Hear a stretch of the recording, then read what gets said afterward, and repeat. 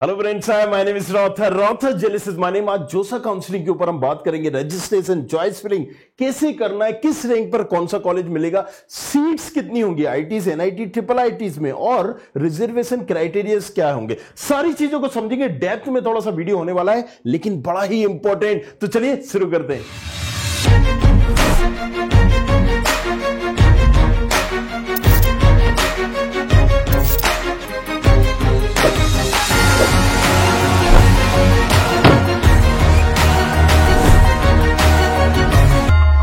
तो जोसा काउंसलिंग का जहन में आते ही से सबसे पहले हमारे दिमाग में क्या आता है? टॉप कॉलेजेस, आईआईटीज, एनआईटीज और फिर ट्रिपल आईटी, जीएफटीआईज। सो अगर हम बात करें कि ये सारे कॉलेजेस कैसे मिलते हैं, ये कॉलेजेस मिलते हैं जोसा काउंसलिंग के थ्रू, और फिर उसमें भी अगर सीटें बचती हैं तो सी सेप काउंसलिंग में वो सीटें फिल होती है। तो आज इस पूरी सारी चीजों को हम समझेंगे। जोसा काउंसलिंग, राइट? इंजीनियरिंग मतलब या ये बोलो कि टॉप इंजीनियरिंग के कॉलेजेस में एडमिशन कैसे होगा? जोसा काउंसलिंग के थ्रू ही होगा। लेकिन ऐसा नहीं है कि इसके अलावा और भी नहीं होते, इसके अलावा भी और होते हैं। बिट्स सेट, ये यूनिवर्सिटी लेवल एग्जाम है। Bits Pilani, bits Hyderabad, bits गोबरा।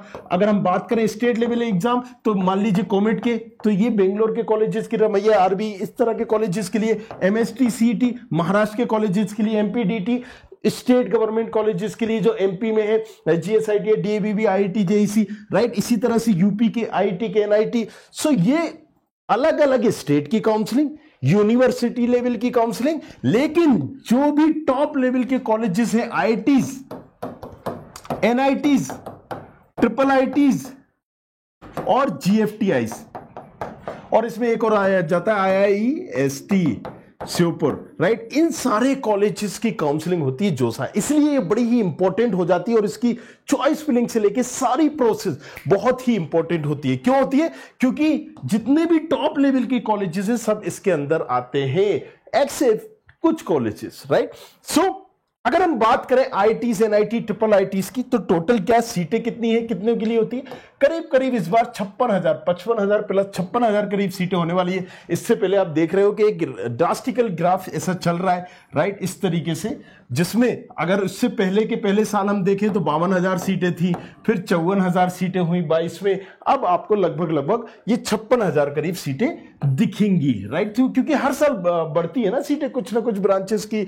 कहीं पर कुछ 100 सीटें थी तो 150 हो जाती है, like this, right? So 55,000 plus इस साल ब्रांचेस रहेंगी।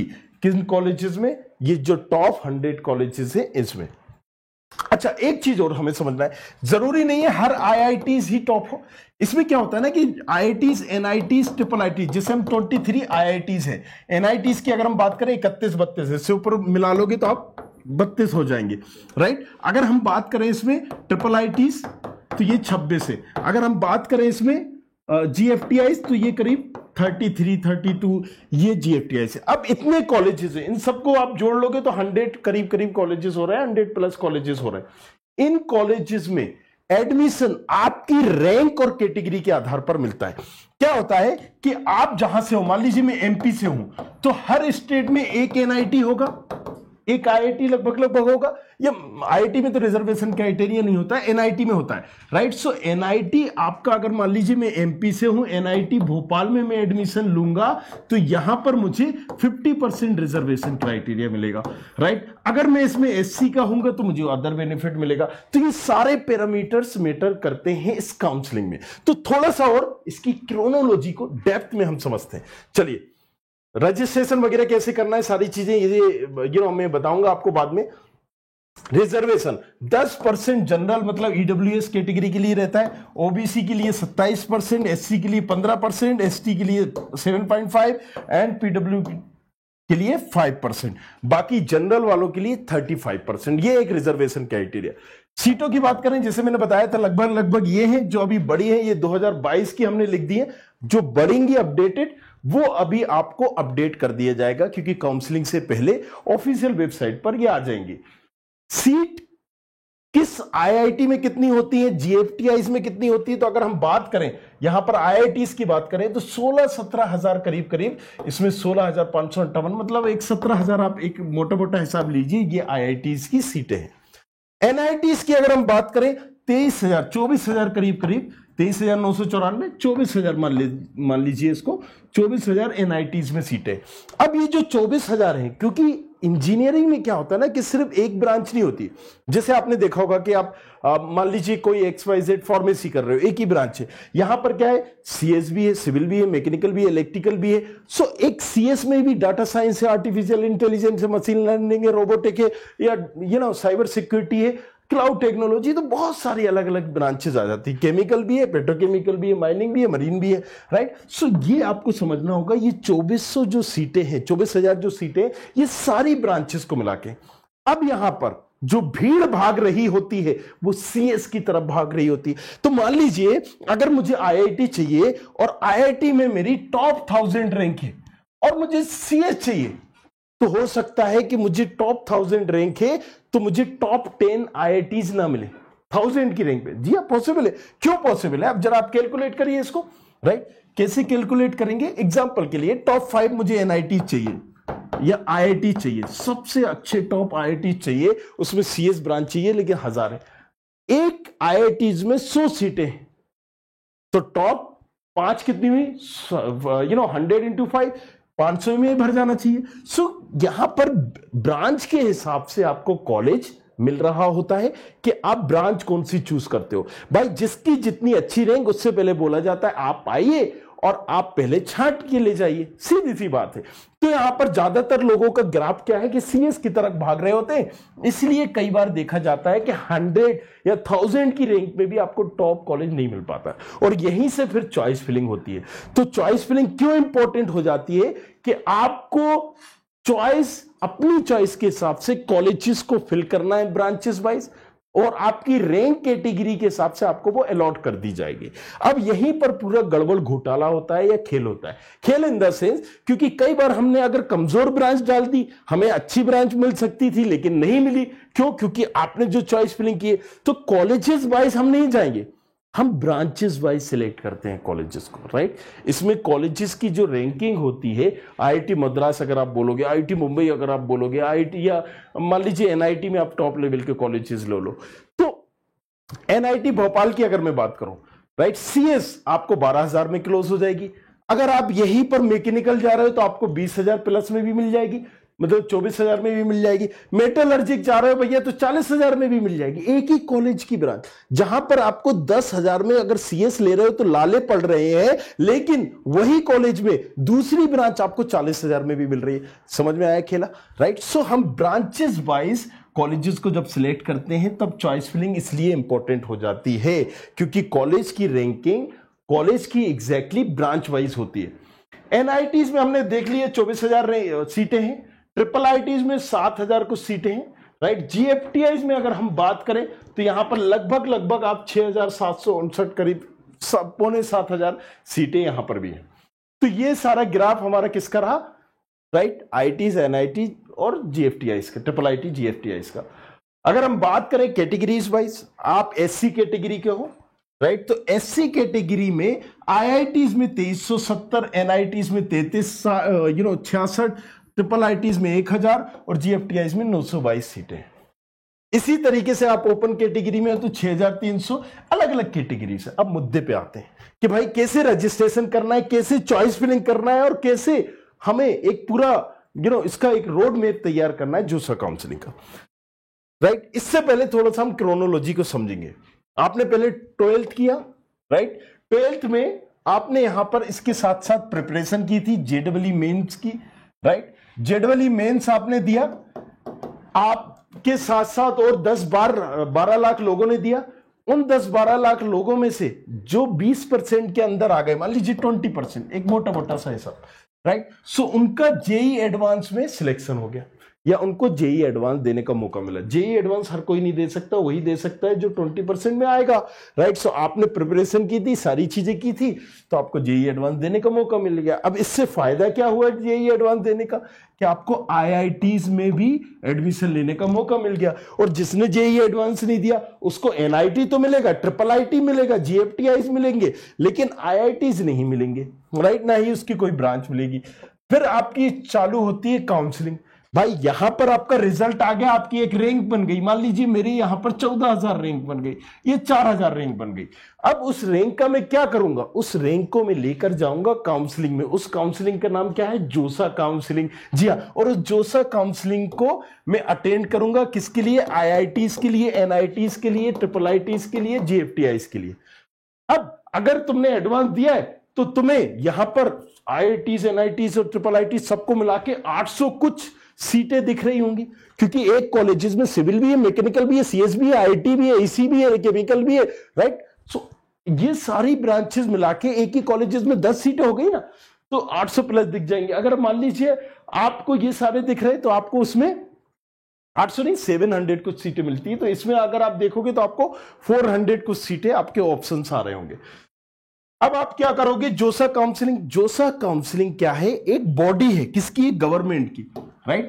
जोसा काउंसलिंग क्या है, एक बॉडी है जो मेक श्योर कर रही है कि सभी बच्चों को उनकी रैंक और कैटेगरी के हिसाब से, रैंक और कैटेगरी के हिसाब से उनको कॉलेजेस मिले, अलॉट हो, राइट। सो आपकी जो रैंक है, आपकी जो कैटेगरी है, आपके पास जो रिजर्वेशन है, रिजर्वेशन इन द सेंस भाई एनआईटीज में स्टेट भी मैटर करती है ना, एमपी के हो, यूपी के हो, महाराष्ट्र के हो। सो ये सारे पैरामीटर्स को ध्यान में रखते हुए वो कॉलेजेस अलॉट होते हैं। कौन करता है, देखो ये करता कौन है, कंप्यूटर बाबा, राइट। वहां पर कोई ह्यूमन बॉडी नहीं बैठी है, कंप्यूटर बाबा बैठे हुए। तो जैसे कि हमने XYZ, मान लीजिए 100 लोग आए पूरी काउंसलिंग में, या 1 लाख लोग काउंसलिंग में अपेयर हुए, तो उनमें से जिनकी यहां पर थोड़ा सा मैं समझाऊंगा, 100 सीटें हैं, राइट, 1000 लोग आए हुए हैं काउंसलिंग में, इसको ऐसा समझते हैं। अब इन 100 सीटें में से 5 सीटें एससी की हैं, राइट। एससी की कितनी सीटें, 5 सीटें हैं। एसटी की यहां पर 6 सीटें हैं मान लीजिए। ओबीसी की यहां पर 14 सीटें हैं। ईडब्ल्यूएस की 10 सीटें हैं। पीडब्ल्यूडी की यहां पर 5 सीटें हैं। फीमेल की XYZ या कोई भी XYZ हम मान ले, यहां पर 4 सीटें हैं। और कोई कैटेगरी आप मान लो कि XYZ कैटेगरी, उसकी अलग सीटें। सो सीधी सी बात है, जनरल की यहां पर 40 सीटें 100 में से, राइट। बेटे कितने, 1000 लोग। तो इन 1000 में से जो टॉप 5 के लोग होंगे उनको ये एससी की सीटें मिल जाएंगी। इस 1000 में से जो एसटी के टॉप 6 लोग होंगे, जरूरी नहीं है, उनकी रैंक भी स्टार्ट हो सकती है 900 से ही चालू हो सकती है। भाई 900 से 1000 के बीच में, 1 से लेके 900 तक कोई एसटी वाला था ही नहीं, तो उनकी रैंक कितनी चली गई, पहला जो बंदा मिला 900 वाला मिला, तो उनकी रैंक चली गई 900 पे। सिंपल सा है। यहां पर इस तरीके से ओबीसी जो 14 सीटें रिजर्व हैं, वो यहां पर थाउजेंड्स में से जो टॉप 14 लोग होंगे उनको मिल जाएगी। ये एक पूरी क्रोनोलॉजी है, राइट। अब अगर हम बात करें रजिस्ट्रेशन और चॉइस फिलिंग, राइट, एक काउंसलिंग में 4 प्रोसीजर होती है।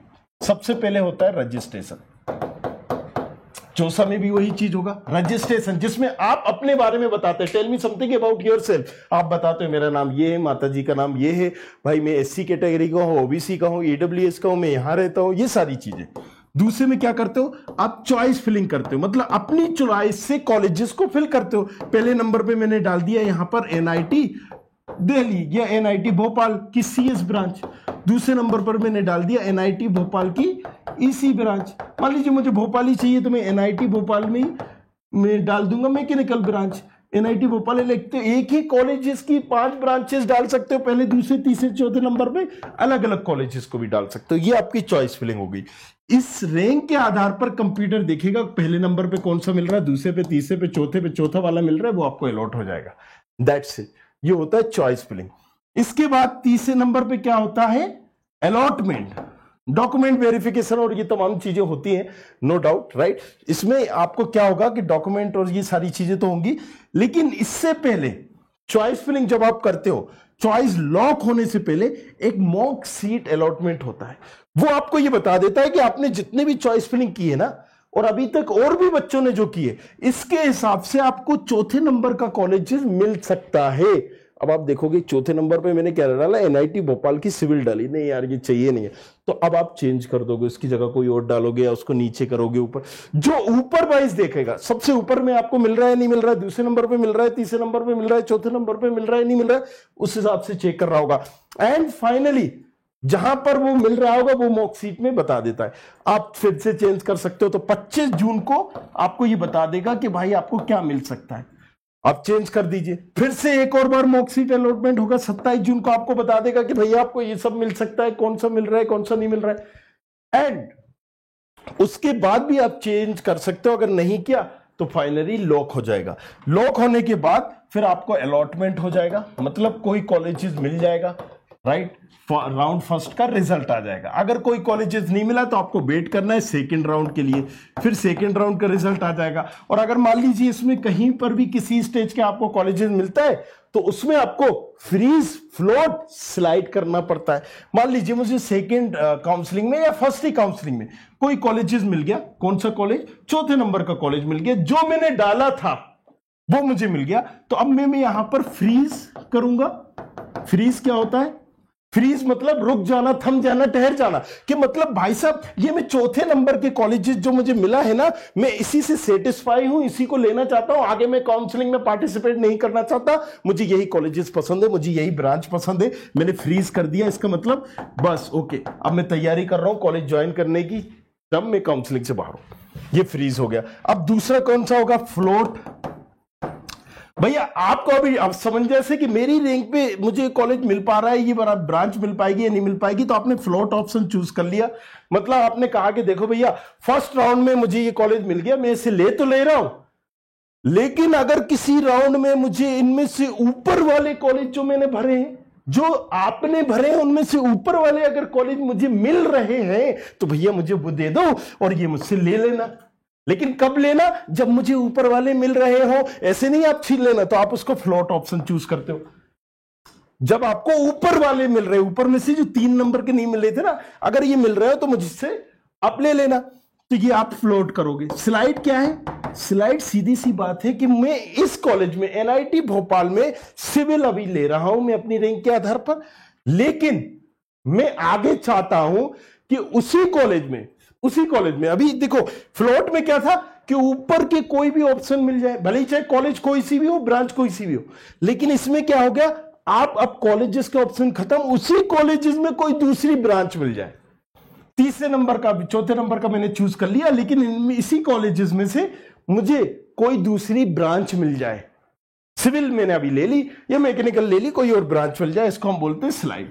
ये सारे ऑप्शन चूज करना होते हैं एंड जाके और वो अलॉटमेंट लेके रिपोर्टिंग करना होती है। रिपोर्टिंग मतलब डॉक्यूमेंट लेके जाते हो, उस कॉलेजेस में जाते हो, भैया बताते हो कि ये मैं हूं, ये सारी चीजें मेरी है, ये टीसी है, ये माइग्रेशन है, सबमिट करोगे और वो एक एडमिशन स्लिप आपको दे देंगे, आपका एडमिशन कर देंगे। अगर सारी चीजें देखते हैं वो आप ही के डॉक्यूमेंट है, सारा वेरीफाई करेंगे और आपको सीट दे देंगे। अगर आपका एडमिशन मान लीजिए एससी कैटेगरी में हुआ तो एससी का सर्टिफिकेट देखेंगे, अगर आप कह रहे हो कि मैं ईडब्ल्यूएस का था, आपको उसका बेनिफिट मिला था, तो वो देखेंगे, XYZ एडमिशन हो जाता है। This is the whole process. लेकिन अब यहां पर फिर से वही सवाल उठता है, राइट, ये तो मैंने अभी रोड मैप आपको बताया, राइट, इसको थोड़ा सा और डिटेल में समझाएंगे, वीडियो मैंने पहले भी बताया था कि बड़ा हो जाएगा। लेकिन अब सवाल ये उठता है कि भैया काउंसलिंग मुझे कौन सा कॉलेज मिलेगा, ये बताओ।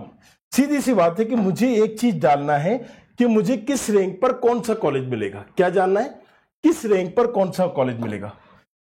तो चलिए यहां पर मैं खोलता हूं अपनी वेबसाइट studentkhapri.com, राइट, studentkhapri.com, ये कॉलेज खबरी भी खोल सकते हो, studentkhapri.com। जैसे ही मैंने ये वेबसाइट खोली, ये देखिए मैं इस वेबसाइट को खोल रहा हूं और यहां पर मुझे मेंटरशिप और प्रेडिक्टर प्रोग्राम मिल गए। अब मान लीजिए मैंने गेट मेंटरशिप या प्रेडिक्टर का लिंक खोला, यहां पर मुझे जोसा का एक प्रेडिक्टर मिल जाएगा, राइट, जिसमें मैं अपनी रैंक डाल के, जो आपकी एग्जैक्ट रैंक है, मेरी रैंक कितनी 15,000 है, एससी कैटेगरी का हो या ओबीसी कैटेगरी हो, जनरल कैटेगरी का, वो डालोगे। मैंने इसको ओपन किया, मैं यहां पर अपनी रैंक डालता हूं। रैंक मान लीजिए मेरी कितनी है रैंक है मेरी 12,117 या 75। तो कितनी डाला? 12,175। कैटेगरी क्या है? कैटेगरी क्या है? मैं वहां पर देख रहा हूं एससी कैटेगरी नहीं, ओपन कैटेगरी मान लीजिए, राइट। ऑल राउंड में देख लेता हूं क्योंकि 6 राउंड तक होते हैं ना। फिर जेंडर क्या है वो सारी चीज आप देखते हो, फिर मैं प्रिडिक्ट करता हूं। अब आप जब इस रैंक के हिसाब से प्रिडिक्ट करते हो, अब मुझे पता चल गया कि मुझे 12,175 की रैंक में यहां पर आईआईटी खड़गपुर मिल सकता है, राइट। कौन सा आईआईटी खड़गपुर मिल सकता है मुझे?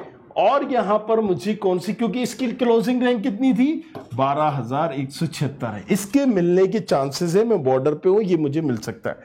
तो ये आप चॉइस फिलिंग में रखोगे और यहां पर आपको अंदाजा हो जाएगा कि मुझे ये लेना है या नहीं लेना। दूसरा क्या है कि भैया इंडियन इंस्टीट्यूट टेक्नोलॉजी भुवनेश्वर में मेट्रोलॉजिक मिल सकती है। एनआईटी दुर्गापुर में, अच्छा मुझे कौन सी ब्रांच मिल रही है? इसी ब्रांच मिल रही है, वाओ। अब ये आप डिसाइड कर सकते हो कि मुझे चाहिए नहीं चाहिए। इसी तरह से एनआईटी आईआईटी में पटना में मुझे इलेक्ट्रिकल ब्रांच मिल रही है, ये आप देख सकते हो, राइट। सो यहां पर क्या है, इस तरीके से आपको सारे ऑप्शन दिख जाएंगे इस प्रेडिक्टर में। सेकेंड पेज पे जाऊंगा तो मुझे दूसरा खुल जाएगा, थर्ड पेज पे जाऊंगा तो मुझे वहां पर दूसरा हो जाएगा, लाइक दिस। क्लियर है? तो चलिए अब यहां पर जैसे मैंने अभी यहां पर प्रेडिक्टर खोला, फिर से बता देता हूं।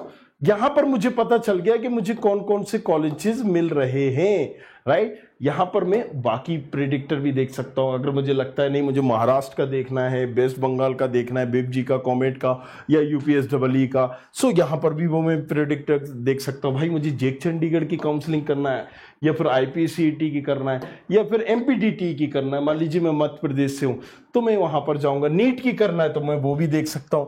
तो ये पूरी काउंसलिंग है। बस यहां पर कुछ नहीं करना होता है आप लोगों को, जस्ट यहां पर अपनी रैंक डालनी होती है, कैटेगरी डालनी होती है। जैसे XYZ मेरी ये रैंक है, राइट। अब मैं जल्दी से यहां पर बता देता हूं। अब मैं इस रैंक के हिसाब से मैं यहां पर सिलेक्ट करूंगा कि भाई मेरी कैटेगरी क्या है, जनरल। हाँ जी, यहां देख लेते हैं, जनरल कैटेगरी है। जनरल कैटेगरी में मुझे कौन कौन से कॉलेजेस मिल जाएंगे?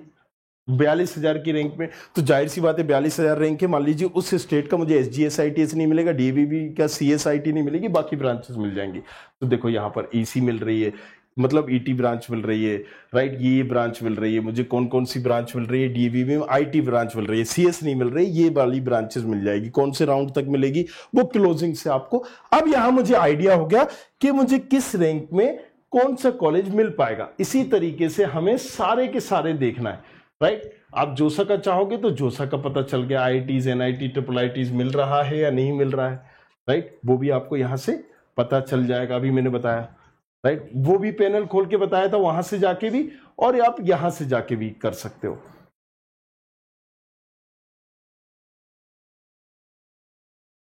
कैटेगरी यहां पर सिलेक्ट कर ली, मान लीजिए ओपन, दैट्स हाउ। अब मुझे सारे कॉलेजेस और सारे ऑप्शंस आ जाएंगे, कौन कौन से कॉलेजेस मिल रहे हैं, इसकी क्या क्लोजिंग रैंक है। और नीचे मैं स्क्रॉल करता जाऊंगा और मैं इनको देखता जाऊंगा, और फिर मैं प्लान कर लूंगा कि मुझे ये कॉलेज चाहिए या नहीं चाहिए। कितना इजी बना दिया गया है। जिस कॉलेज की मान लीजिए आपकी 14,000 रैंक है, इस कॉलेज की कितनी बता रही है? 14,684। तो ये कॉलेज आपको मिल सकता है, राइट, मिल सकता है, क्योंकि आपकी 14,000 रैंक है, ये 684, मतलब 400-500 नंबर का रैंक का फर्क है। तो ये मुझे मिल सकता है। तो आप इसको डालते टाइम वहां पर क्लियर हो जाओगे कि यस, ये कॉलेज जो मैं डाल रहा हूं ये यहां पर मुझे मिल जाएगा। एंड दैट्स द रीजन, जब कोई बच्चा चॉइस फिलिंग भरता है ना, आपने पुरानी वीडियो देखी होगी, मैं टिक कर देता हूं कि तुमको यही मिलेगा। क्यों? क्योंकि भाई जस्ट जो प्रेडिक्टर बना हुआ है वो मुझे यहां पर याद है, दैट्स इट। इसमें कोई भी एक तरह का वो अंतर्यामीपन नहीं है, राइट। सो वो मुझे पता है कि तुमने ये रैंक डाली है इस कैटेगरी को, इस कैटेगरी का, इस कॉलेज में, इस ब्रांच का इतने तक कट ऑफ जाता है, दैट्स इट। तो मैं आपको पहले ही बता दूंगा, क्या बेटर हो कि आपको पहले ही पता चल जाए कि मुझे मिल रहा है नहीं मिल रहा है। और अगर नहीं समझ में आ रहा है कि चॉइस फिलिंग कैसे करना है, क्या करना है, तो मैंने अगेन बता दिया कि मेंटरशिप प्रोग्राम ले सकते हो, जिसमें मैं ही आपकी चॉइस फिलिंग करवाऊंगा 1-to-1, जो भी आपको गाइडेंस हो, जूम मीटिंग के थ्रू, कॉल के थ्रू, या XYZ किसी के थ्रू भी, राइट। चॉइस फिलिंग, कौन सा ब्रांच पहले भरनी है, कौन सा कॉलेज पहले भरना है, एक्सपर्ट भी होंगे दूसरे, उनसे भी आप ले सकते हो। और अगर आप चाहते हो पर्सनली मुझसे ही लेना तो आप मुझसे भी ले सकते हो, राइट। सो वो आप कैसे जाओगे, वो भी आप मेंटरशिप प्रोग्राम में चले जाओगे, राइट। जैसे कि हमने बताया कॉलेज खबरी studentkhabari.com आपने किया, जैसे ही आपने यहां पर क्लिक किया, राइट, ये देखिए दूसरे नंबर पे आया, मैं यहां पर जाऊंगा गेट मेंटरशिप, यहां पर मुझे मेंटरशिप का पूरा प्रोग्राम मिल जाएगा। ये थोड़ा सा पेड रखा हुआ है क्योंकि उस बच्चे के साथ मुझे 1-to-1 चॉइस फिलिंग करनी पड़ेगी, 1-to-1 काउंसलिंग करना पड़ेगी, मैं हूं या जो भी काउंसलर आप चूज कर रहे हो। तो एक नॉमिनल सा 4999 का एक प्राइस रखा है जिसमें हम आपकी पूरी चॉइस फिलिंग करवाएंगे 6ठे राउंड तक के लिए, राइट, कि आपकी रैंक में आपकी कैटेगरी के हिसाब से कौन सा कॉलेज और कौन सी ब्रांच बेटर होगी, किसको पहले रखना है, किसको बाद में रखना है। आपने उसका फायदा नुकसान देख ही लिया। अगर आपने यहां पर कंप्यूटर बाबा बैठे हुए हैं, राइट, अगर आपने कोई भी कमजोर ब्रांच डाली तो वो उसको अलॉट कर देगा, आपको फिर कुछ नहीं मिलेगा, ना हिंग लगी ना फिटकरी ना। हाँ जी, चलो तो कम टू द पॉइंट आ जाते हैं, काफी लंबा हो गया वीडियो। चलिए, राइट, सब जल्दी से हमने देखा, जल्दी से एक बार हम वेरीफाई इसको करते हैं, क्या क्या किया था हमने, राइट। जेई मेंस एडवांस दिया, काउंसलिंग जो सा काउंसलिंग अटेंड किया, 6 राउंड तक होता है, पहला राउंड, दूसरा, तीसरा, चौथा, पांचवा, छठा, और एक ही बार चॉइस फिलिंग होती है, बार बार हर राउंड में नहीं होती है, इसमें एक ही बार होती है, और उस रैंक और उसके हिसाब से 6 राउंड 7 राउंड लिखे हुए, राइट, आपको कॉलेजेस अलॉट होते हैं। सो जो रिमेनिंग सीट बची होती है वो सीसेब में जाती है, और सीसेब में फिर आईआईटीज को छोड़कर एनआईटी, ट्रिपल आईटी, जीएफटीआई की जो जो सीटें बची होती हैं वो आपको मिलती हैं, राइट। चलिए, अब सीटें क्यों छूटती हैं, कई बार बच्चे क्या करते हैं कि और दूसरी स्टेट की भी काउंसलिंग कर रहे होते हैं, या फिर मान लीजिए बिट्स सेट का दिया तो उसने बिट्स पिलानी, बिट्स हैदराबाद के लिए भी कर रहा है, कई आईआईटी से एनआईटी से बेटर है बिट्स पिलानी, तो वो वहां ले लेता है, जब वो वहां लेता है तो आईआईटीज या एनआईटीज की सीट को छोड़ देता है, राइट। सो यहां पर पूरा एक नोट में आपको दिख गया है, जेई एडवांस दिया, क्वालिफाई किया, आईआईटी के ऑप्शन आ गए, नहीं दिया तो जेई मेंस के आधार पे आप जोसा की काउंसलिंग करोगे, राइट। सो यहां पर आपको क्लियर दिख जाएगा क्या पार्टिसिपेट कर सकते हो, नहीं कर सकते हो, ये सारी चीजें, राइट। सो हमने ये पूरा अभी आपको रोड मैप समझाया है आसान भाषा में, आप इसको भी देख सकते हो, फ्रीज, फ्लोट और स्लाइड का भी ऑप्शन हमने दिखा दिया।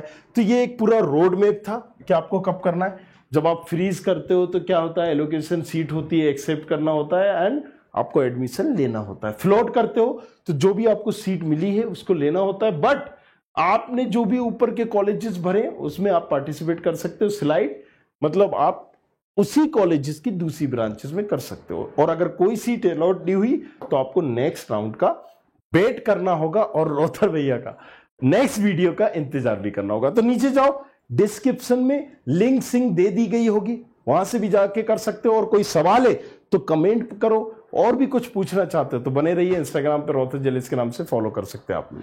Thank you very much, thanks a lot, धन्यवाद। ROTHAR।